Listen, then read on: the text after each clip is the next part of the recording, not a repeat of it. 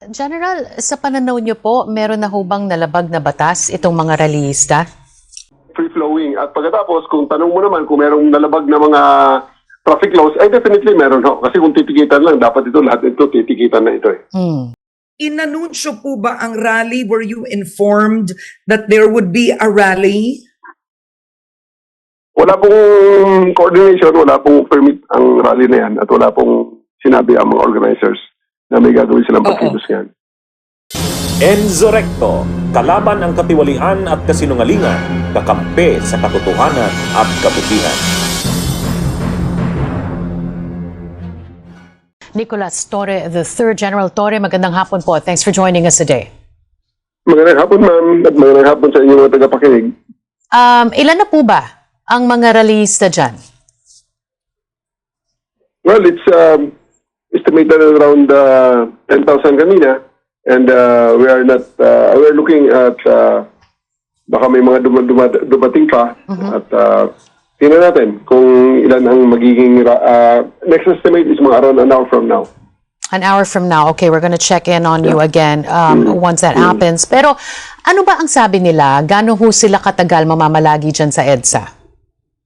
Lahat ng mga nandito na nakakausap ay hindi nagsasabi kung kailan. Ang sinasabi nila, basta may utos na sa kanila na pumunta rito. At may tagubilin daw, ang term nila ay tagubilin, na pumunta rito sa EDSA Shrine. Ano pa ang tagubilin sa kanila? Bakit sila kinailangan pumunta dyan? Well, walang spokesman na nagsasalita rito sa ground, pero we're taking cue from the statements of Edwin Sabala, yung kanilang spokesperson, na ang sinasabi is this is in support of Senator Marcoleta. But as it is, there hasn't been any organizer that has spoken with you, General? Sa ground po ay walang nagpapakilala. Basta sila ay nandyan lang sa kalsada. Meron na ho ba kayong ginawang paraan or meron na ho ba kayong attempt, no, para makausap ang pamunuan ng INC mismo?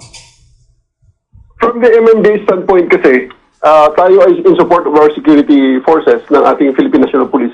At sila talaga ang nangunguna rito sa pag-deal sa rally na ito. Ang MMDA ay nag-concentrate sa pag-reopen ng EDSA at pag-ensure na ang traffic flow ay hindi mabarahan uli itong dalawang bus lane natin. So ang bus lane natin na dating one lane ay ginawa na nating two lanes.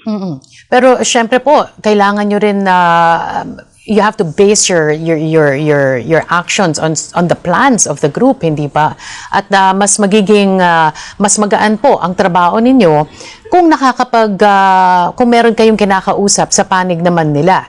Kasi hindi nga natin alam, hindi ba, kung dadagdag ba, kailan huhupa, kailan matatapos. General? Totoo po yan. Pero we're taking cue from the Office of the Primary Responsibility, which are the security forces. We're taking a cue from them. May mga ginagawa kami siyempre, pero hindi natin pwedeng sabihin na official na ginagawa natin doon regarding that matter. Kami ay nag-input lamang para meron tayong unified stand dito sa ating gobyerno. Matanong ko lang po, General, sa pag-iikot po ninyo at nakakausap nyo itong mga nandyan po, meron ho bang nagkukumpirma sa inyo na sila nga po ay miyembro ng INC?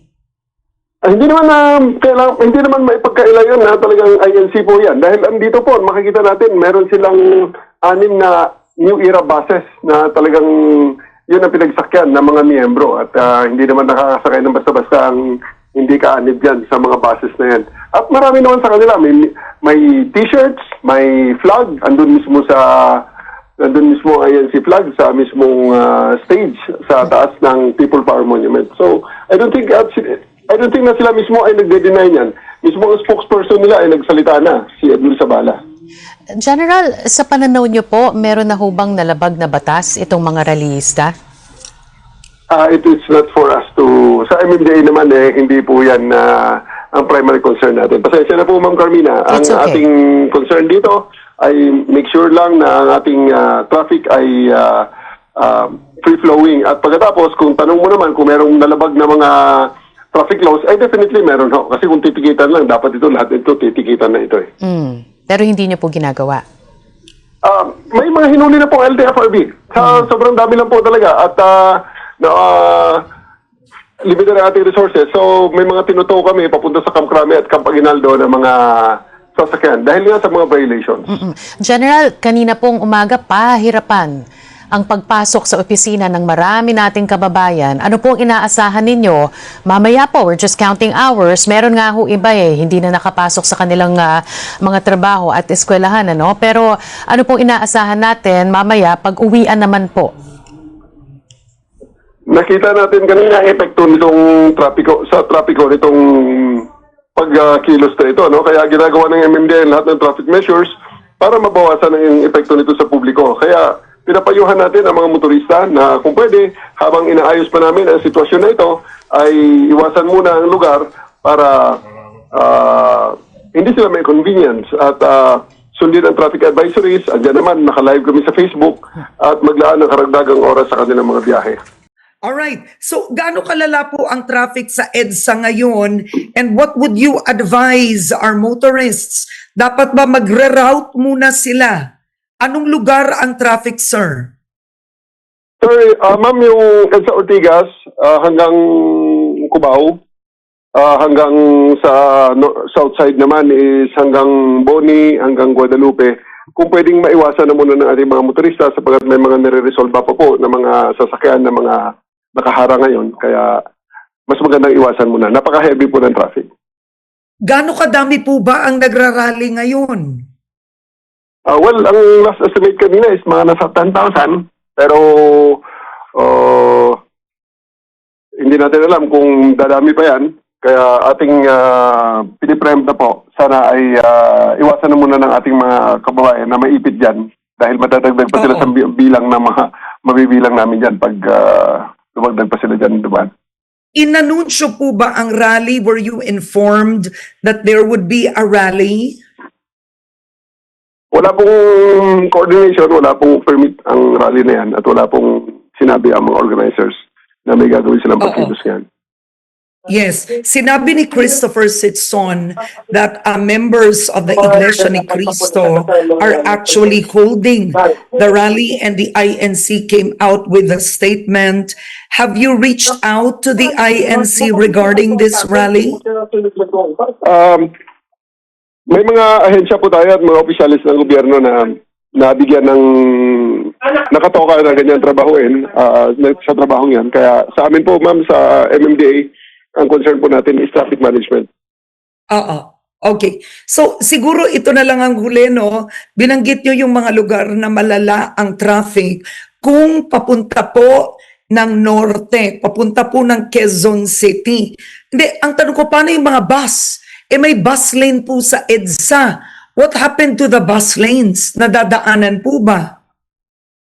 Yung isang bus lane po na northbound kanina, after ng in between Ortigas and Camp Aguinaldo ay hinarangan po ng isang INC bus.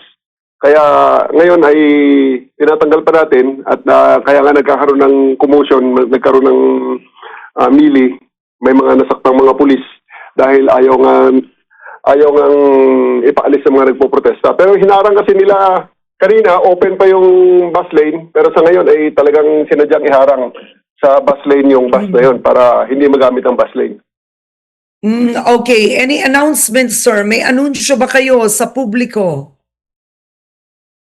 Kung maaari po munang iwasan ang area ng People Power Monument along EDSA plus ang mga major tributaries niya, mga major roads, feeder roads dyan sa EDSA. Kasama ang White Plains, kasama yung Boni, kasama rito yung Julia Vargas, Meralco Avenue, Ortigas. Ayun, medyo kung pwede maiwasan muna for the moment sapagkat inaayos pa natin ang trapiko. All right. On that note, I want to thank you for joining me today, MMDA General Manager Nicolas Torre III. Thank you, sir. Bunyog, bunyog, halikan na kasama ka. Bunyog, kapag buklod ay may pag-asa. Luzon, Visayas, Mindanao, isa ang pananaw. Sa bagong Pilipinas ang bunyog isisigaw.